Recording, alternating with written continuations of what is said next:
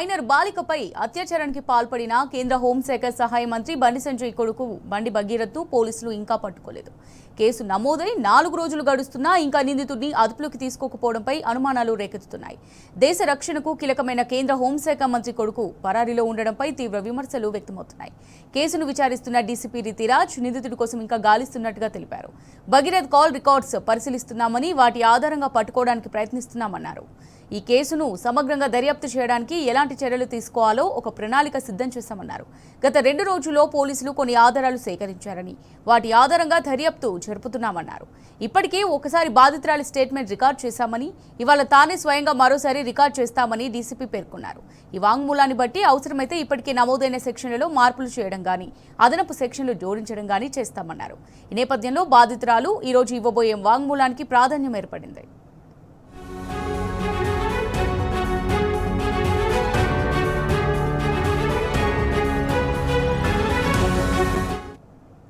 ఇది ఇలా ఉండగా మొదట ఇచ్చిన స్టేట్మెంట్ మార్చుకోవాలని బాధితురాలిపై పోలీసులు ఒత్తిడి తీసుకొస్తున్నట్టుగా విశ్వసనీయ సమాచారం. భరోసా సెంటర్లో పోలీసులు మొదటిసారి తీసుకున్న స్టేట్మెంట్లో బాధితురాలు తనపై అత్యాచారం జరిగిందని వెల్లడించింది. ఆ స్టేట్మెంట్ మార్చుకోవాలంటూ బాధితురాలిపై కుత్బుల్లాపూర్ డీసీపీ కోటిరెడ్డి, సిపి రమేష్ రెడ్డి తీవ్ర ఒత్తిడి చేసినట్టుగా తెలుస్తోంది. పోలీసుల ఒత్తిడితో బాధితురాలి కుటుంబం భయాందోళనకు గురవుతుంది.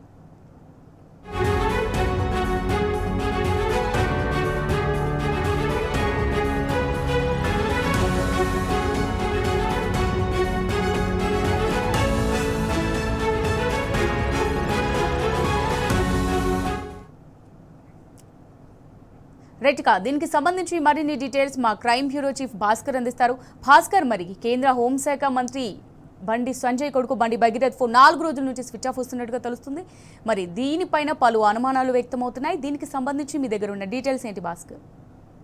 4 రోజులు గడుస్తోంది. బండి సంజయ్ కుమారుడు బండి భగీరథ్ సంబంధించినటువంటి అంశంలో ఇంతవరకు పోలీసులకు ఎట్లాంటి క్లారిటీ రాలేదు. కేసు నమోదు 4 రోజులు గడుస్తున్నా కూడా పోలీసులకు భగీరథ్ చిక్కలేదు. కేంద్ర హోంశాఖ సహాయ మంత్రిగా ఉన్నటువంటి కొడుకు పరారులో ఉండటంపై తీవ్రమైనటువంటి విమర్శలు వినిపిస్తా ఉన్నాయి.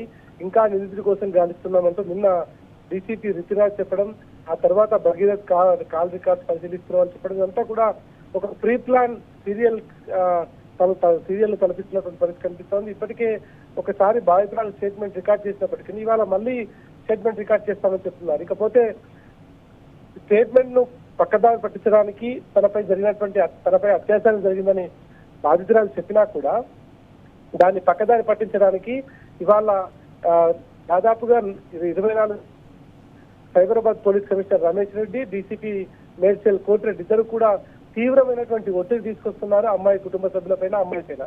ఆ స్టేట్మెంట్ ని మార్చుకోవాలి, వేరే అత్యాచారం కాకుండా తనకు ఆ అత్యాచారం చేయలేదు అనేటువంటి స్టేట్మెంట్ ఇవ్వాలంటూ కూడా తీవ్రమైనటువంటి ఒత్తిడి తీసుకొస్తున్నట్టుగా చెప్తా ఉన్నారు.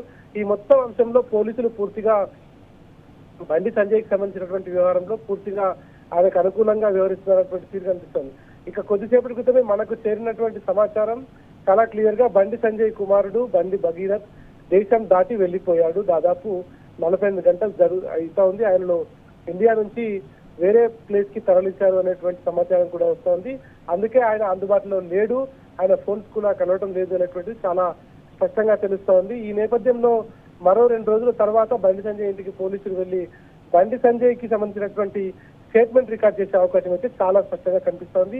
ఇదంతా కూడా రేవంత్ రెడ్డి, బండి సంజయ్ ఇద్దరు కూడా కలిసి ఆడుతున్నటువంటి నాటకం. దాంట్లో భాగంగానే బండి సంజయ్ కుమారుడు బండి భగీరథ్ ని దేశం దాటించారనేటువంటి చాలా స్పష్టంగా తెలుస్తోంది. ఇది టైంపాస్ చేయడం కోసమే మోడీ పర్యటన అని చెప్పడం, ఆ తర్వాత తనకు ఇంత పెద్ద ఇష్యూ తనకు నోటీసులో లేకుండా ఎందుకు మీరు ఆశ్చర్యం చేస్తున్నారంటూ ముఖ్యమంత్రి చెప్పాడంటూ ఆంధ్ర మీడియా ద్వారా లీకులు ఇవ్వడం, ఇదంతా చూస్తా ఉంటే ఇది పక్కాగా ప్రీ ప్లాన్ గా జరిగినటువంటి అంశంగా తెలుస్తా ఉంది. ఇప్పటికే ఒకసారి బాధితురాలు స్టేట్మెంట్ రికార్డ్ చేసిన తర్వాత మళ్ళీ బాధితురాలు స్టేట్మెంట్ రికార్డ్ చేస్తారని డీసీపీ చెప్పడం కూడా ఇదంతా ఈ కేసులో భాగంగా చాలా స్పష్టంగా కేసును పక్కదో పట్టించడం, కేసును నీరుగార్చడం, అసలు పోక్సో కేసు పెట్టినటువంటి నిందితుడు ఇంతవరకు రాకుండా ఆయనను దేశం దాటించేటువంటి ప్రయత్నం చేసినటువంటి ద గ్రేట్ తెలంగాణ పోలీసులు ప్రస్తుతానికి బండి సంజయ్కి ఊడిగం చేస్తున్నటువంటి పరిస్థితి కనిపిస్తోంది. దీంట్లో భాగంగానే బాధితురాలికి తీవ్రమైనటువంటి అన్యాయం చేస్తున్నారు. కానీ మీడియా టీ న్యూస్ ద్వారా కావచ్చు, సోషల్ మీడియా ద్వారా కావచ్చు, బీఆర్ఎస్ పార్టీ చేసినటువంటి పోరాటం ద్వారా కావచ్చు, ఇక ప్రజల్లో ఉన్నటువంటి ఆ వ్యతిరేకత ఏదో పూర్తి స్థాయిలో బయటకు వస్తుందని తెలిసినటువంటి నేపథ్యంలో తూతూ మంత్రంగా ఒక డీసీపీని ఏర్పాటు చేసి ఈ కేసును కొంత ఏదో మేము ఎంక్వైరీ చేస్తున్నామని బిల్డప్ ఇస్తున్నటువంటి వ్యవహారం అయితే కనిపిస్తోంది. ఇప్పటి వరకు భగీరథ అందుబాటులోకి రాలేదు. ఆయన దేశం దాటి 48 గంటలు అయిందనేటువంటి సమాచారం అయితే మనకుంది. దేశం దాటడం కాదు, దేశం దాటించారు తెలంగాణ పోలీసులు, కేంద్ర మంత్రి కలిసి దాటించారనేటువంటిది స్పష్టంగా తెలుస్తోంది.